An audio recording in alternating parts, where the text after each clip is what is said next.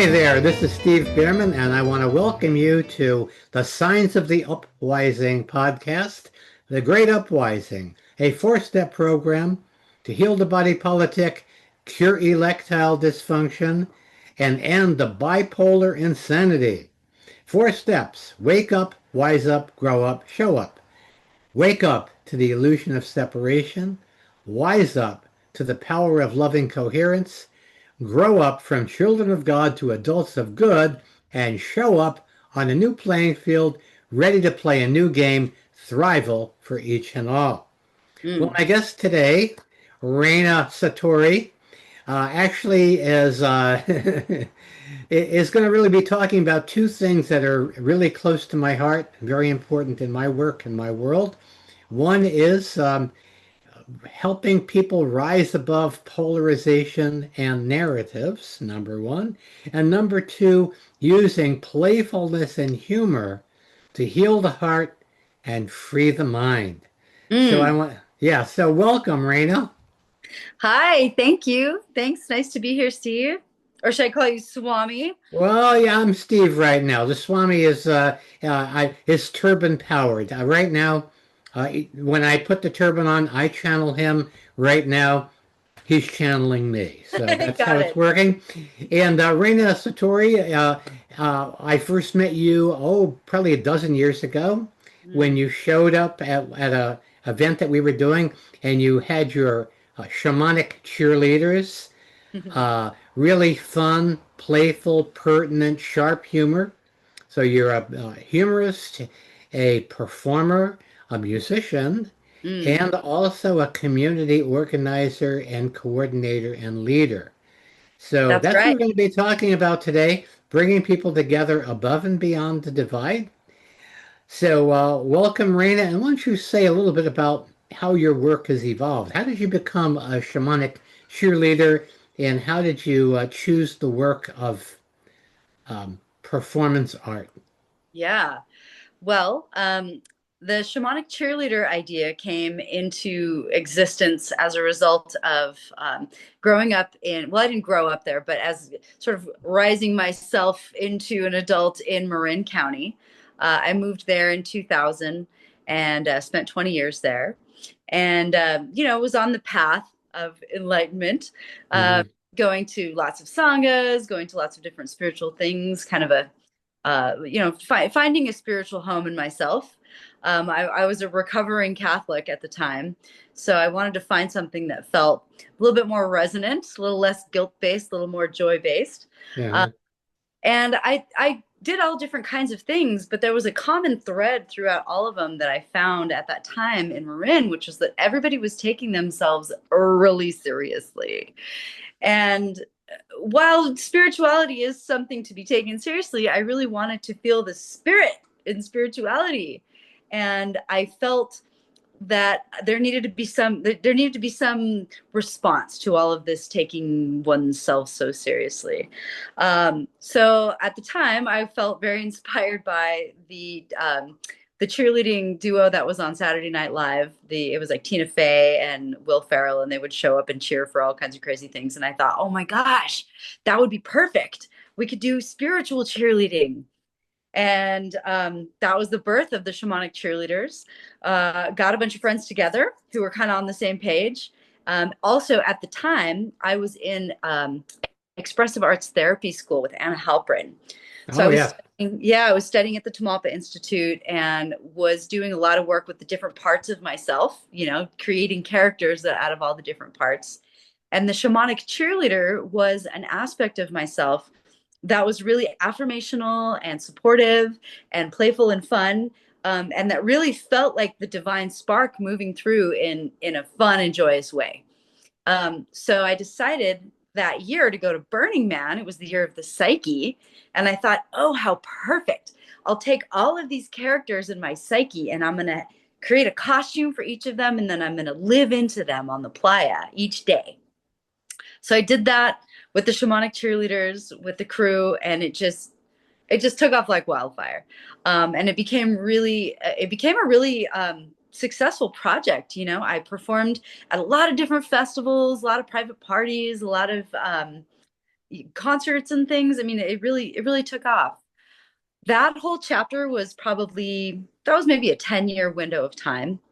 And then what happened was I suddenly was realized that like the balance of like effort to payoff was becoming unbalanced. And I decided that I would stop doing it as like a troupe and do it more as a stand-up comedy thing. Because I really, you know, as a performer, I always am bringing forward joy, right? That's my mission. I'm bringing forward joy. I was doing corporate entertainment at the time and doing greeting on stilts. I was a stilt walker. So, you know, when whatever 5,000 employees from Google show up to their party, there's me 10 feet tall saying, welcome. And I found it really satisfying to bring color, joy, creativity to these people who are stuck in their boxes all day. And I realized this is more than just circus. This is actually like my priestess path, because bringing joy and creativity and inspiration to people who are not living in that frequency all the time is something that I'm really good at and something Mm. that I want to continue to do. So it it all merged into stand-up comedy because I realized it's more than just movement. It's more than just catchy songs and catchy cheers. I have something to say. So I turned it into a stand-up comedy routine, which I basically I was the leader, and the crowd becomes the squad, right? We do a lot of Yeah. call and response. So we Yeah. become cheerleaders together. Yeah. Um, so that's how that evolved. And as a performer, you know, being able to be in the spotlight and being able to hold a crowd and hold a frequency is something that I discovered that I really am good at. So that naturally came into me doing activism work and being a moderator for really a really challenging time, which was during the pandemic, during the lockdown. I used that skill to be able to hold the room to try to navigate some crazy diversity of opinions and experiences. Wow. Well, that's a lot to chew on there. I So know. I really get the importance of breaking the trance of the mental through this breaking through with playfulness, breaking through with surprise, and particularly the stilt walker. There's nothing like that. I mean, that's like you're riding very high in the saddle there, and Yeah. you get to dominate a room from way up there. And basically, what you're doing is you're creating a space where you now have a non-ordinary reality that you're creating for an audience, right? Yes. Yes. So now we're going to translate this. Now I will give a little background. You moved to Nevada City. Yes. For those who don't know where that is, that's gold country. It's in the foothills. It doesn't exist. It's in the foothills. I think it's right between the toes somewhere in the foothills of the Sierras. You know, the big toe and so you were there 2020, obviously during the lockdown, and so now of course there was a lot of diversity of opinion in Nevada City. There was a split perhaps in probably the new thought evolutionary, you know, spiritually enlightened community. So let's first talk about that split, and then how you ended up working with people um, in the community in a diverse group. Even though they agreed on a major premise, it was still very diverse. Oh yeah. Yeah. Well, you know, the split, Steve, amazing. The line was not where you thought it would be, which was all that in itself, if you could step out of it for a second, was kind of awe inspiring. Maybe not the good kind of awe, but just kind of more of a wow. This is Oh, not how damn we thought. it. This is, you know, like all of the boxes that we would have checked for ourselves, you know, um, none of those boxes mattered anymore. There was a whole new category that would define where somebody stood on that. And that part alone was really fascinating. Um, and the split up here, I decided to become the moderator for the Nevada City or the Nevada County People's Assembly. And you had I do you know what the People's Assembly is? Do you know about Well, those? you want to give a little background on that, but even then, I mean, with the People's Assembly, was that people who? Well, first of all, let's take apart the where people were during the lockdown, how the community got split, in your perception of that, and why you ended up where you did in terms of your own perception, and did that cost you friendships or connections or whatever? Oh, so many. Well, my perception of the split, I would say the line came between uh, people who felt comfortable standing in their own sovereignty and were able to endure some pressure, and judgment. Uh, and then people who really kind of, you know, people who really wanted to maintain their jobs, people who wanted to stay connected to their family and stay connected to their community. And for some of those people, that desire and that need was paramount. And that's why they chose one side. And then for other people, their desire for their sovereignty and to be in charge of their own decisions about what to do with their own body, most especially in terms of the vaccination, for some people that was the most important. And it was like a risk assessment kind of thing, right? Some people felt the risk of getting sick was worth getting the vaccination, because they didn't want to get sick because they were afraid of that sickness. And some people felt that the risk of potentially getting injured from the vaccination or complying in any way that was a higher risk. Like they were more scared of being, of the compliance than they were of taking their own health into their own hands. And that was a really interesting split. And the people who made their choice, it wasn't like hippies versus Christians, or Republicans versus Democrats, or black people versus white people, or people of color. It was like totally amorphous. And there was something about that was just, really was painful, because communities, families, all different kinds of groups of people, like, your drumming group, like you said, all were split. And where there was once unity, there was division. And that part was really, that was devastating.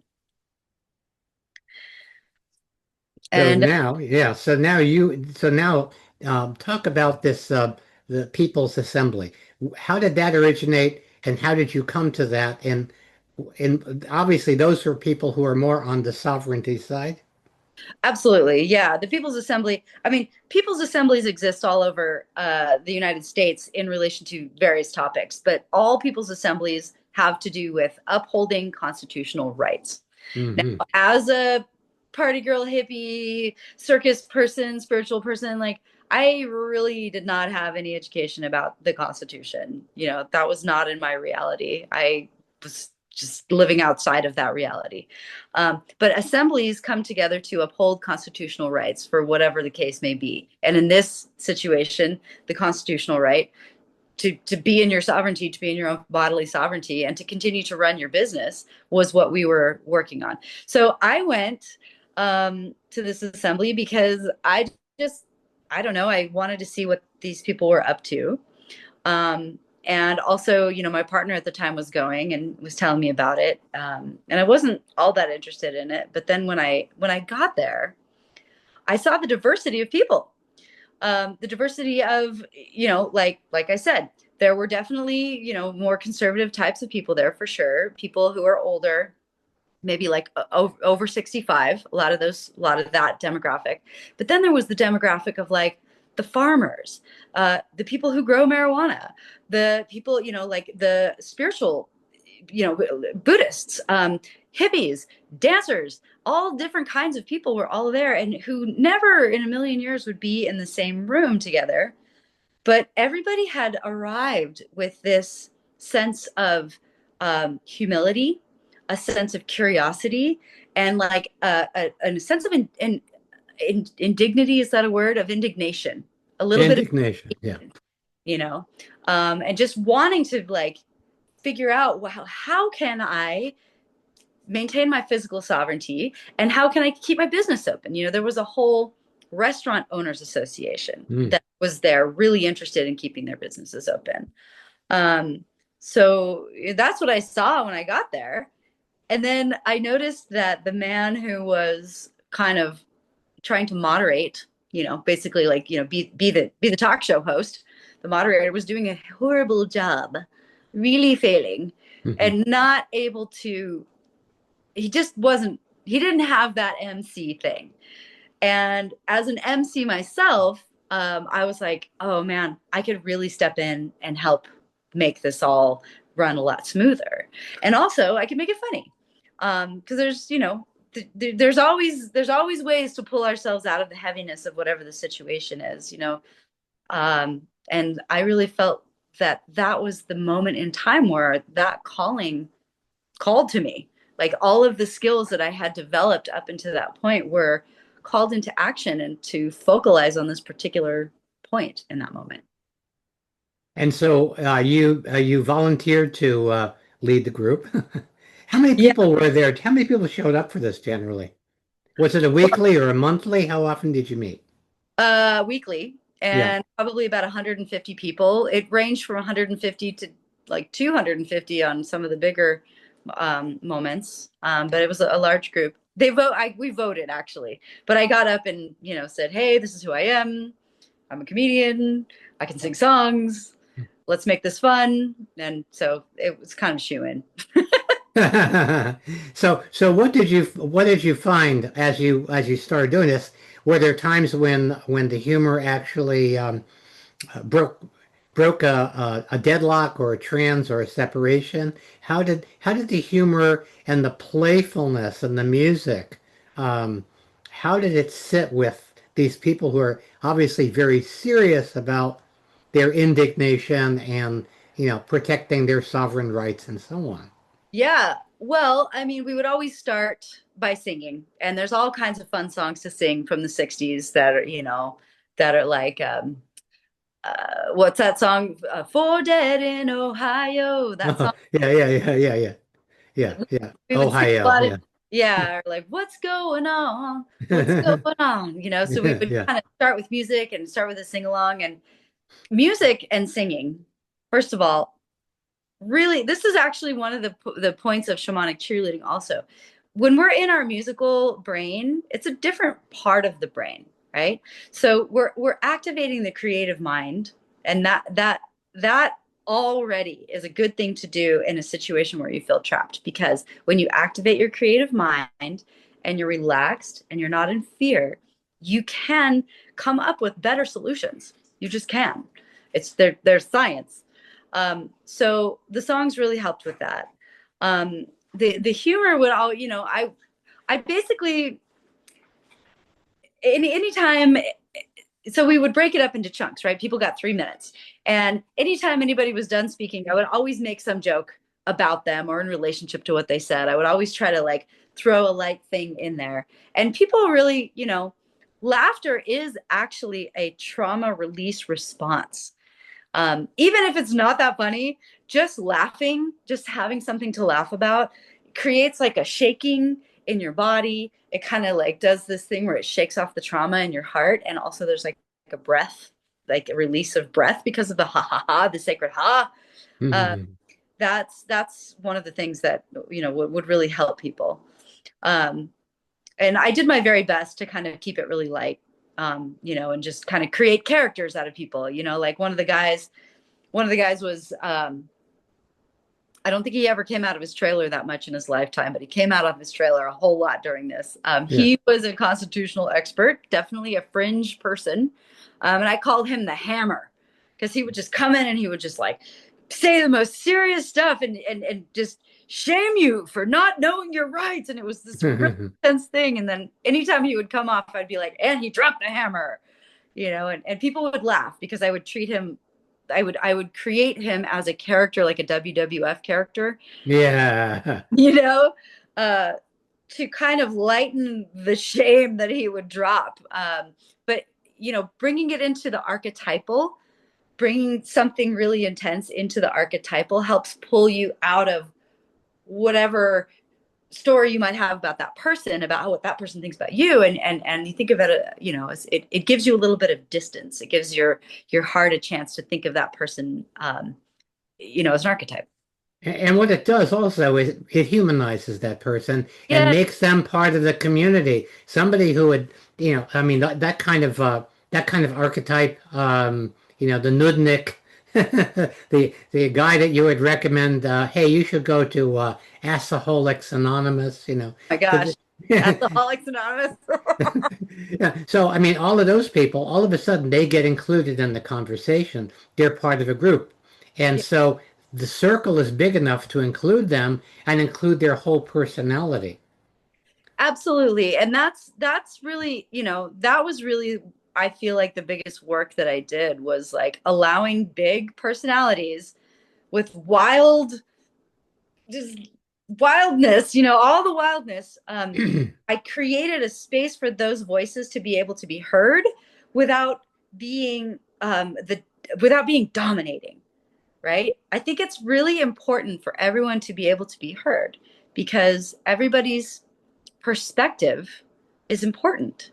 You know, maybe your feelings aren't as important, but your perspective is important because the more perspectives that we can take in, the wiser we are, actually. Trying to narrow your perception down to only the perspectives that you agree with is actually a weak position. Yes, we can see that in our own system, where the anti-social media, as we call it, Mm, reinforce these paralyzing polarizations, and so that people get more entrenched in what they think they already believe, and that creates greater distance to the gap. So I think maybe what you did in order to humanize, harmonize, and mm, then you could yeah, create some harmony. So let's talk about the successes first. yeah. How did you, did this group during that period of time that you were part of it? Was there anything that they all came to agree on that resulted in some focused activity? Let's Oh start yeah, with that. Okay. for sure. For sure. And just to be clear, I wasn't the person who was coming up with these ideas. I was merely holding space for these ideas to Exactly. to coalesce, which is actually super important because otherwise people would just be fighting with each other. So so that part. The space holder is the most important. The space holder is quite My important. God. Yeah. Yeah. So one of the things that we did is to create documentation to basically send, so our little battle in Nevada County was like the people versus essentially the county supervisors. Um, because the county supervisors wanted to do all the things, right? They wanted to fine people $3,000 if you were in public wearing a mask. They wanted all the businesses to close. They wanted, of course, everybody, they wanted to do the whole like you have to show your vaccination status in order to get into a coffee shop or whatever. That was later on. So we created a bunch of constitutional documentation to basically prove that what they were asking us to do was not constitutional, and also that the all of the things, right? The lockdown, the masking, the vaccination were mandates. Okay, they were mandates, not laws. So the difference between a mandate and a law is a mandate is kind of like you should do this, and a law is if you don't do this, we're going to lock you up, right? And everybody tried, everybody, the supervisors really tried to make us believe that it was a law. And we were there to educate them and the community that it is a mandate, entirely different. You're still at choice, you still have your sovereignty. So we would serve those notices to the supervisors on the regular. We created documentation for businesses that wanted to stay open to post outside their door so that if authorities were to come and try to close them down, they could simply refer to the documentation that was posted on the window and say, like, you absolutely cannot shut us down. There's no legal reason for you to shut us down. If people want to choose to come to our restaurant or to our store, they can. So those were some of the things that we did. And also we just educated a lot of the public, a lot of healthcare providers and nurses and doctors and things who did not want to be vaccinated came to us for documentation to just, give to their employers. Some of those people lost their jobs, but some of them did not. And it was really an education project for the public because, we don't, as by and large, the public does not get educated about what our rights are. They don't really want us to know what they are. So that was a huge push that we did, and it made a huge difference. We actually got some, I don't remember what it was, but we basically got some award in Nevada County for being like the most on top of it with the constitutional documentation and helping keep some of these businesses open. Keeping the businesses open was super important because this is a small town, like there's two little towns. There's Nevada City and Grass Valley. Nevada City has 3 streets. That's all there is of a downtown district, right? So to lose all of those businesses would be a huge hit to our economy. And we really wanted to make sure that didn't happen and to let people know that if they don't want to close and don't want to comply, they don't have to, and it's okay. So did that stand? Were you able to keep businesses open? Absolutely. Yeah, Ah, absolutely. And start new things. interesting. Yeah, absolutely. And no, there was never any pushback. Something really interesting that I learned in this whole process is like, there's what they tell us to do, there's what we think we're supposed to do, and then there's the people who can choose to enforce what we're supposed to do. And those are three points of breakdown for like resisting authoritarianism. I mean, that might be kind of hyperbolic, but like, you're supposed to do this, right? It's like, well, okay, I can choose to not do it. Well, we're going to enforce you to do it. Okay, who is going to enforce that? Who is that person? Okay, it's the police. Well, turns out the police and the sheriff, they're bound by the Constitution. So the police can't enforce anything that's unconstitutional. So there was no enforcement for the mandates. So just because you're telling me, Governor Newsom, that I have to do this, there's no enforcement for that. There's no punishment for that. I'm not going to do that. So that was something really important that I learned, because there's all kinds of breakdown points for resisting authoritarianism. Because if the cops aren't going to tell you not to do it. Yeah. That's really interesting. Now, this seems to be anomalous because I haven't heard about many other communities that were able to resist this way. How unusual was this? Pretty unusual, which is, which I gotta say, I feel like we single-handedly raised the real estate values up here because a ton of people moved here during that time because they heard about it.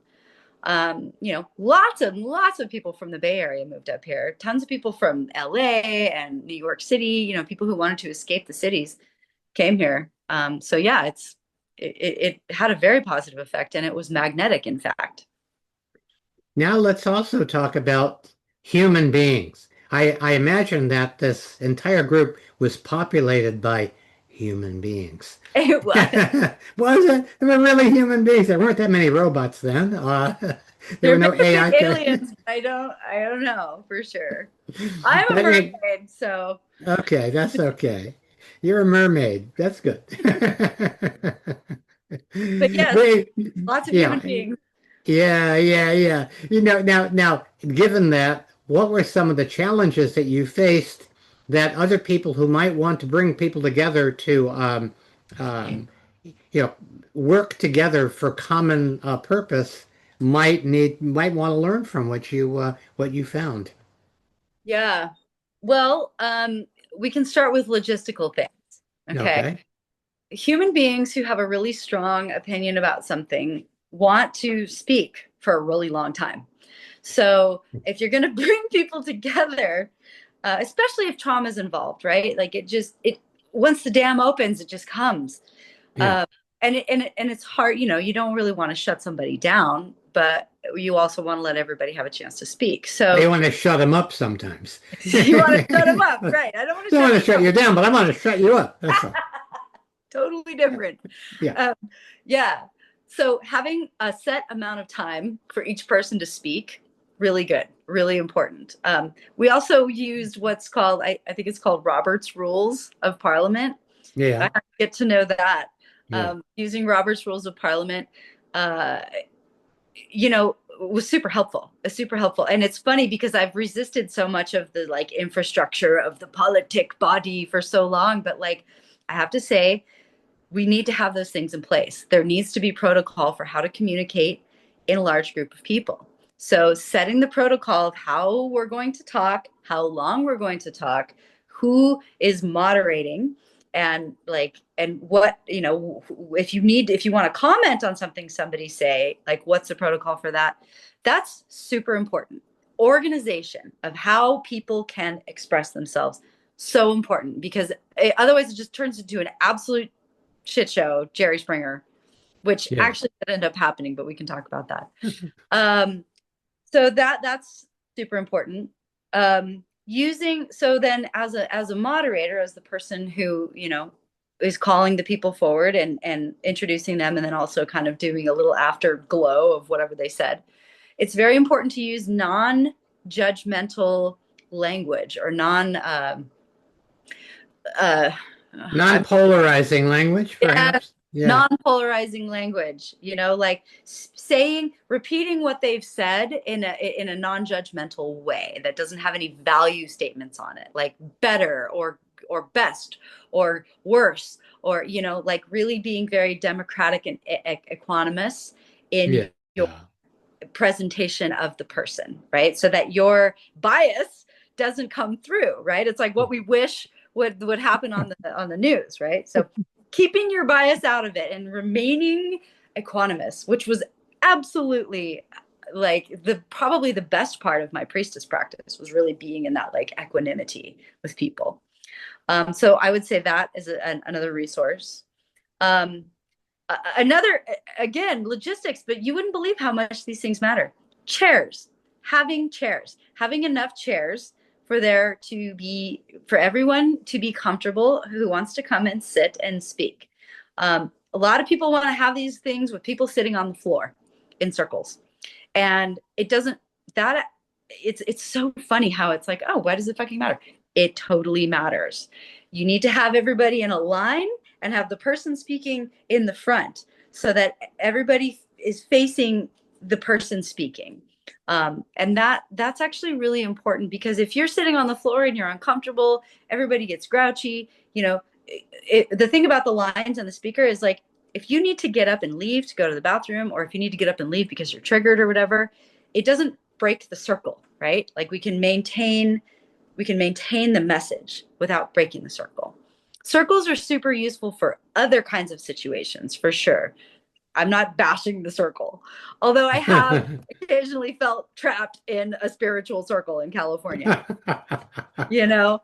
But so I would say that's a really important thing too. Yeah. And then also just like setting some guidelines for,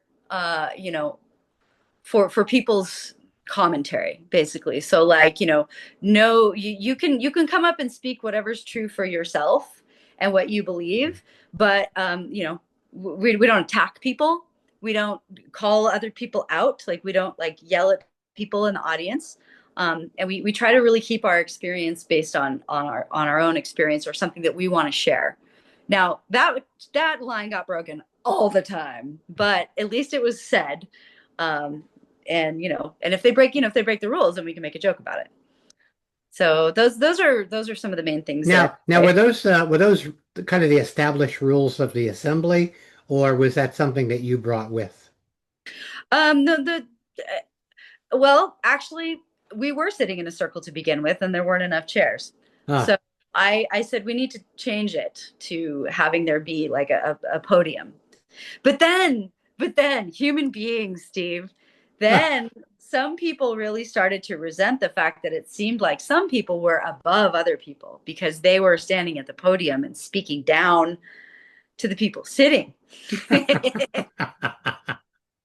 And that started a whole other thing, which, oh, people, bless them. Yeah, so that's a whole other thing. But so those are some of the things I would say if you want to get together a group of people who are very diverse that will help with that. So good. And so you did your work. The work got done. Yeah. Um, Now, what would you extrapolate? I mean, obviously, you're working at some other things right now. You and I are going to be doing, you and the Swami actually, going to be doing a show July 19th in Sebastopol. Yay. Probably be doing another show in Nevada City in the fall sometime. And, so you're performing and so on. Okay. So we were talking about how in the midst of people who would normally agree on things, there are splits and bifurcation. So how did that manifest in this group? And then was there anything that could get done about that? Yeah. Well, I refer to that experience as the Jerry Springering. Yeah. Uh, so, you know, yeah, wow. There's a lot of different pathways in the world of sort of alternative thought, right? Lots of different options. And the simplest way to say it is that there were two different people who had two different ways that they wanted to coach people on maintaining their sovereignty.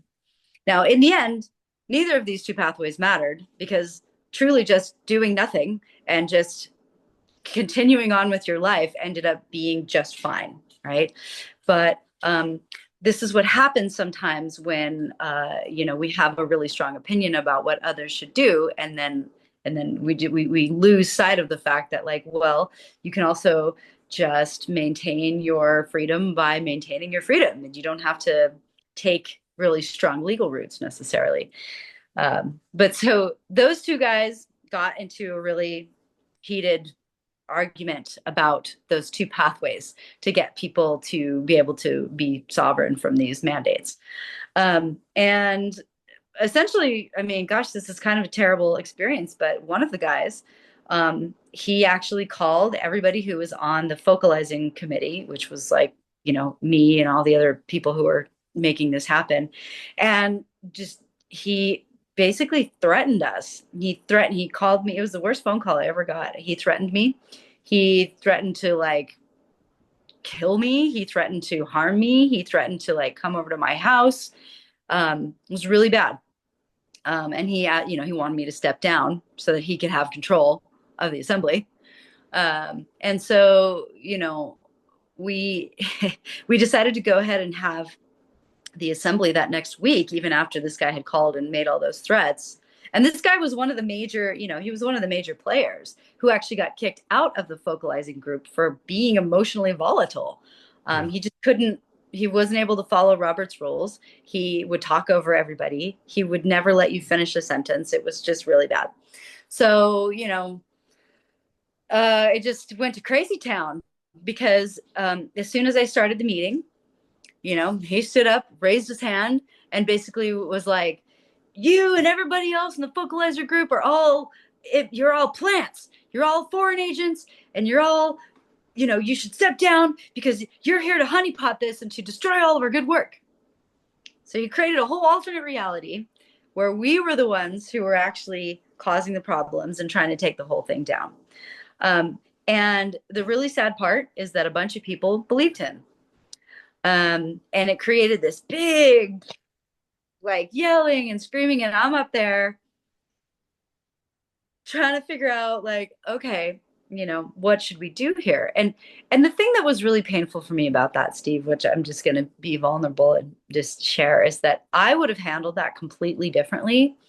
But some of the other organizers in the group, really they thought that they should be handled a certain specific compassionate way, like we should be compassionate with this guy and let him speak. And I would not have taken that route. I would have just had him taken out of the room immediately for calling, Hmm. threatening our lives. But in this case, taking the compassionate route, letting him speak, created a complete chaos. People yelling, people screaming, no chairs got thrown, which would have made it fully more Jerry Springer. But what ended up happening is that the whole group, the whole group of people that were on his side, they were like, they told me, you need to step down. You can't moderate this. You can't moderate this assembly because you're a foreign agent, or it's now under question if you're a foreign agent. So then I'm like, okay, so you want somebody who has no experience moderating to come up here and try to navigate this. So then I was like, all right, we'll put it to a vote. First of all, who would like to volunteer to come up here and take the mic? Some people volunteered. We did a vote. This woman came up. Today, everybody voted for her, and she did her best. But it ended up blowing up the whole thing. And I actually ended up, I ended up just stepping away from it after that because it just felt like a real betrayal. But what I learned is that like people are, if you are the type of person who is going to find fault and conspiracy in everything, you're going to find it in everything, even within the group of people who you have aligned with. So I just really learned that like people's strategies for coping with reality are consistent. It doesn't matter whether you're on their side or you're not on their side. It's like that's their way, and you can't really do anything about that. So what ended up happening for me is that I realized, you know what? I'm going to take a Buckminster Fuller approach here, and I'm gonna stop fighting against what I don't want, and I'm gonna start to create what I do want. So I started to create what I called Essential Dance. So Essential Dance was a group of people getting together, and it was basically just an ecstatic dance, right? But it's a group of people coming together to dance. And we were going to talk about anything. We're just going to come together and we're going to like resonate in our heart frequency and in our movement and our breath and in our intention and create a harmonic field. And that was so potent and so powerful. I often would speak, because I was like the leader, moderator, or whatever of moderators in the group, facilitator for that group is the word. And I would always talk about like, okay, what we're doing here is fifth dimensional activism, right?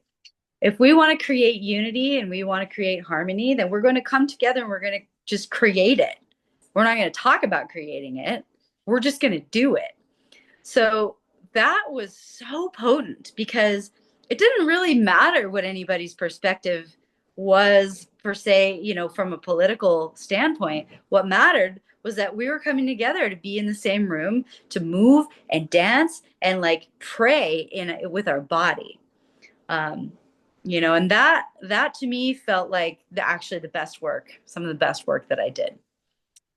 It's interesting how in the progressive domain, and I've been at this for 50 years watching groups, there's a mix-up. And the mix-up is that there's a one thing about being compassionate and caring about and wanting to care for people who are wounded. It's another thing to put them in charge. Yeah. And so what would happen in many of these groups, I was thinking of a couple of people that I knew back when I lived in Washington, D.C., who, because of their emotional makeup, um, they would, they were forces of disruption and destruction. Yes. Forces of disruption and destruction. They weren't like quote unquote bad people, but because of the way they thought and because of how they polarized, Yeah. they ended up creating conflict where no conflict was necessary. Yes. And there's a parallel situation. My good friend Georgia Kelly in Sonoma, California, has been doing something called Praxis Peace Institute. She's had speakers there for many, many years. And for a period of time, there was one individual who had come to every meeting with the intention of disrupting it. He had an agenda. There was some wound that he had that he wanted to share. And so on a regular basis, me and Larry Barnett, who was at that time the mayor of Sonoma, would gently take him by the arm and walk his ass out of the room and bar him from the room. We had to do this maybe 3 or 4 different Yeah. presentations. Yeah. And so, there are people who are like that. You can't let them take the microphone. You can't let them have the podium. No, and they want it. Yeah. Yeah. That's Yeah. what, yeah. So that's a lesson learned, hopefully learned. Hopefully people watching this will get that just because you have compassion for somebody, and just because you wanted to include, these loud, bombastic people and make a circle big enough, there are rules. And so the ground rules are not something that are ideological. They're beyond any individual belief system. They're simply ways that human beings use to get along. And Yeah. and Yeah. so you're wise to step away from that chaos. Yeah. Thank you. It felt sad because I really put so much love and work into that, and I was hoping, I don't know. I was just hoping that it would have. I mean, it did have an effect. It did have an effect. It did have a very positive outcome, actually, in a very large scale.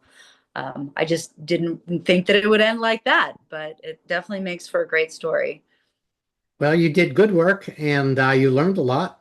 Thank And I'm so happy to have had you on this podcast. Everybody who's listening, hope you take these lessons and take heart that it is possible to use love and laughter to bring people together. And you. there's no harm in harmony. There's no sin in synergy. That's So, right. And so if I you want want to be enlightened, you got to lighten up. You gotta lighten up. So, looking forward to hearing more about your work and play on the Funway. And thank you so much for being with us, Raina Satori, Shamanic Cheerleader. We'll have some information up for folks to find out more about you and about the show that we're doing. And thank you so much for being part of our Signs of the Upwising, because you are a sign that people are waking up, that are wising up. Lessons learned in the power of love. And thank you. Thank you.